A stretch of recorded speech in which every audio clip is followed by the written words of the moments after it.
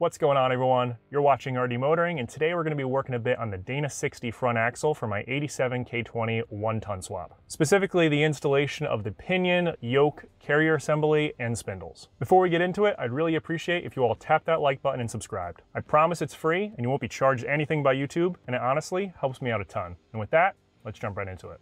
The first thing we did was try to set the pinion depth properly. To do this, we place the original shims behind the inner race. We sanded the race down just in case the depth is incorrect and we needed to take it out in order to add or remove shims. Next, we placed on the preload shims and then threw in the pinion. Slide on the yoke, then tighten the yoke nut, which has to be torqued down to 250 foot-pounds. Yes, you heard that right. 250 foot-pounds. Once it's torqued down, you gotta check the rotational drag, which has to be between 20 and 25 inch-pounds. If you completely torque down the nut and there's too little drag, then you have to remove some preload shims. If it's too much, then add some. The only way to get this correct is pretty much trial and error of setting the shims, torquing the nut all the way down, and checking the drag. Once the drag is set, you drop in the carrier assembly and torque down the main caps to 80 to 90 foot-pounds, and then check the backlash. Using a dial indicator, we had to make sure the backlash is between 6 and 10 thousandths of an inch. Then you gotta slather on some marking compound to check the pattern caused by the contact between the ring and pinion gear. You really want your pattern to look like this, directly in the center on the teeth. If it's too far to the inside or the outside, you need to adjust the pinion depth. And if it's too close or too far from the base of the teeth, then it's the backlash. You can see how this can be extremely time consuming and honestly pretty frustrating. Because my pinion depth was incorrect, I had to remove the whole assembly and start from scratch. Remove the carrier assembly, take out the pinion,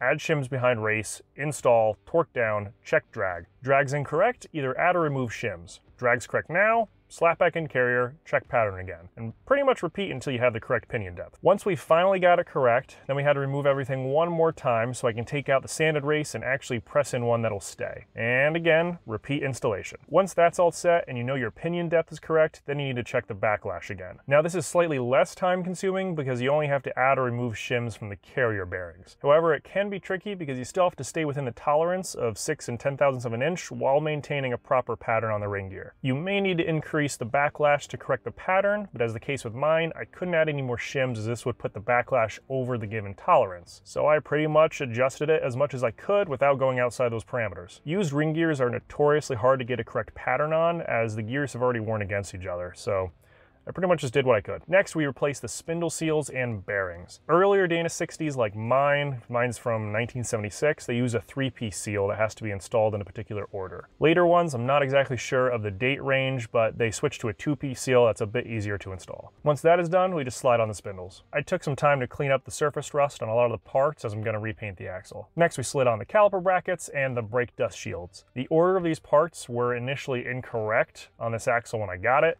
and it honestly took an embarrassing amount of time to figure out the correct order and placement. Lastly, we torqued down the spindle nuts to 65 foot-pounds. And that's it so far. Most of the time was making sure the pinion depth and the backlash was correct. None of this work was particularly difficult, it was just extremely time-consuming. Once the carrier assembly was in and the pattern was the best it's gonna get, everything else was simple. Thanks so much for watching, and be sure to subscribe to watch the progress of my square body build. Take care, everyone.